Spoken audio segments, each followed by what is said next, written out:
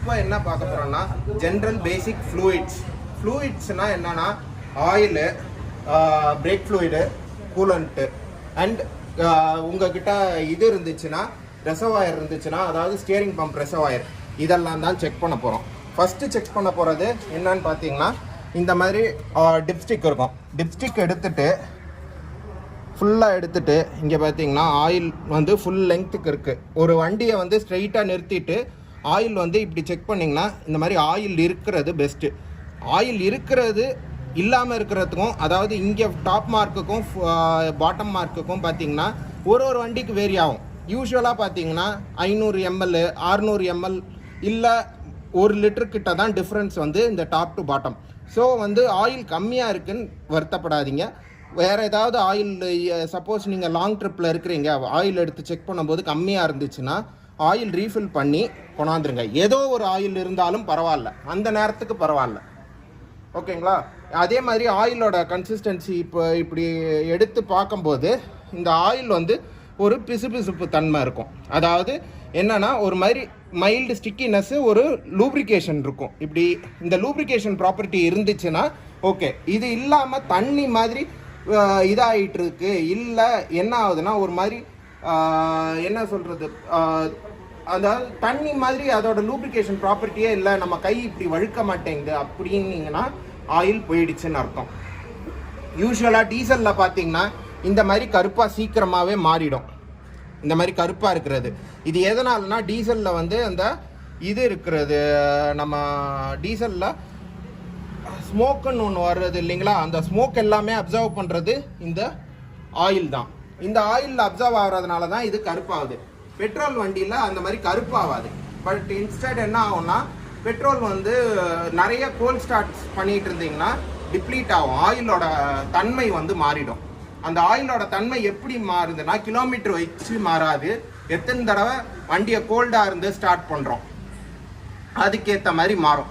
வண்டியை வந்து நான் டெய்லி ஆஃபீஸ்க்கு எடுத்துகிட்டு போகிறேன்னா, டெய்லி ஒரு 2-3 தடவை ஸ்டார்ட் பண்ணுறோன்னா அந்த ஆயில் வந்து சீக்கிரமாக டிப்ளீட் ஆகிடும். தென் நம்ம இதில் வந்து ஒரு லாங் டிரைவில் வண்டி எடுக்கிறோன்னா, ஒரு தடவை ஸ்டார்ட் பண்ணோம்னா 300-400 கிலோமீட்டர் ஓடுதுன்னா அந்த வண்டிக்கு ஆயில் லைஃப் வந்து நிறையா இருக்கும்.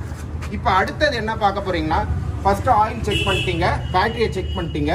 அடுத்தது வந்து லைட் இந்த மாதிரி இது பண்ணிங்கன்னா, நம்ம மேக்ஸுக்கு மேலே இருக்குது இந்த க்ரீன் கலரில் இருக்கிறது, இது வந்து பிரேக் ஃப்ளூயிடு.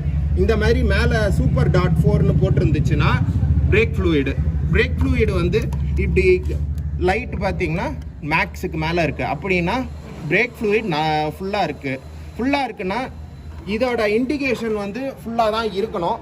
என்ன ரீசன்றது, பிரேக் ஃப்ளூயிட் வந்து இங்கே ஃபுல்லாக இருக்குன்னா என்ன அர்த்தம்னா, இந்த ஃபுல்லாக இருக்கிறதுக்கு ரீசன் வந்து இந்த பிரேக் வந்து ஸ்லேவ் சிலிண்டருக்கு எல்லாம் போகலான்னு அர்த்தம். ஸ்லேவ் சிலிண்டருக்கு போகலன்னா என்ன அர்த்தம்னா, அந்த பிரேக் பேட் தேயாமல் இருக்குன்னு அர்த்தம்.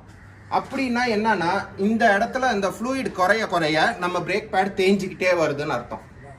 இங்கே ஃப்ளூயிட் கம்மி ஆயிடுச்சுன்னா ஃப்ளூயிட் லீக் ஆகுதுன்னு அர்த்தம் இல்லை, பிரேக் பேட் தேஞ்சுதுன்னு தான் அர்த்தம். ஸோ பிரேக் பேடோட லெவலில் பார்த்துட்டு நீங்கள் இது பண்ணுங்கள். மோஸ்ட் ஆஃப் த டைம் வந்து இது ஃபுல்லாக தான் இருக்கும். ஓகேங்களா? அதுக்கப்புறம் நம்ம பார்க்க போகிறது கூலண்ட்டில் பார்த்தீங்கன்னா,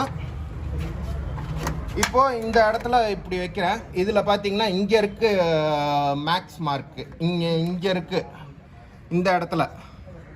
ஓகேங்களா? இதில் வந்து பார்த்தீங்கன்னா ஃப்ளூயிட் வந்து ஃபுல்லாகவுமே இருக்குது. இது வந்து ரேடியேட்டர் கூலண்ட் லெவலு. இந்த கலர் வந்து மாறக்கூடாது. இந்த கலர் வந்து கருப்பாவோ இல்லை, இந்த டேங்கே வந்து இது பார்த்தீங்கன்னா ஒயிட்டாக இருக்குது பார்த்தீங்களா டேங்க்கு, இந்த டேங்க் வந்து கலர் பிளாக் கலராகவோ எதுவுமே இருக்கக்கூடாது. அப்படின்னா என்னன்னா, உள்ளே இருக்கிற கம்பஷன் கேஸஸ் இல்லை ஏதாவது ஒரு இஷ்யூனால இது வந்து மாறக்கூடும். இந்த மாதிரி க்ளீனாக இருக்கணும் நம்மளுக்கு. இல்லை இந்த மாதிரி கலர் கொஞ்சம் பேல் ஒயிட்டிஷாக இந்த மாதிரி மாறி இருந்தால் கூட நம்மளுக்கு பிரச்சனை கிடையாது. இது இப்படி தான் இருக்கணும். இந்த கலரை விட்டு மாறக்கூடாது. நம்ம யூஸ்வலாக பார்த்திங்கன்னா ரெட்டு கலர் கூலண்ட்டு நம்ம இதில் ஃபோர்டில் யூஸ் பண்ணுவாங்க. ஃபோக்ஸ்வேகனில் பார்த்தீங்கன்னா ஒரு மாதிரி பர்பிள் கலர் கூலண்ட் இருக்கும். ஒரு கார் கம்பெனி ஒரு கலர் கூலண்ட் இருக்கும். பட் மெஜாரிட்டி நீங்கள் பார்க்குறது க்ரீன் கலர் கூலண்ட்டு. ஓகேங்களா? இந்த கூலண்ட்டுக்கு வந்து சர்வீஸ் லைஃப் இருக்குது. எவ்ரி 6 இயர்ஸ் ஆர் சம்திங் நம்ம மாற்றி ஆகணும். பட் ஆனால் நிறைய பேர் மாற்றுறதில்ல, டாப்அப் பண்ணி ஓட்டிக்கிட்டு இருக்காங்க. பட் இது வந்து மாற்றிட்டா நல்லது. மாற்றிக்கிட்டு இருக்கிறோம்னா கொஞ்சம் நல்லா பெர்ஃபார்ம் பண்ணிகிட்ருக்கோம். இதோட கெப்பாசிட்டி வந்து உள்ள அரிப்புத்தன்மையை குறைக்கும். பேசிக்காக என்னன்னா, எப்படியா இருந்தாலும் மெட்டல் பார்ட்ஸில் படுற இந்த கூலண்ட் வந்து என்ன ஆகும்னா, அது அரிப்புத்தன்மையை குறைக்கிறதுக்கு தான். சூடாக இருக்கும்போது அரிப்புத்தன்மை நிறைய ஆகும். அந்த அரிப்புத்தன்மையை கம்மி பண்ணும். அதோட இன்ஹிபிட்டர்ஸ்ன்னு சொல்கிற கெமிக்கல் காம்பவுண்ட் இதுக்குள்ளே இருக்கும். அது வந்து ஓவர் த லைஃப் ஸ்பேன் வந்து குறைஞ்சிக்கிட்டே வரும். அதனால தான் வந்து இந்த கூலண்ட்டை வந்து அடிக்கடி மாற்றணும்னு சொல்கிறாங்க. ஓகேங்களா?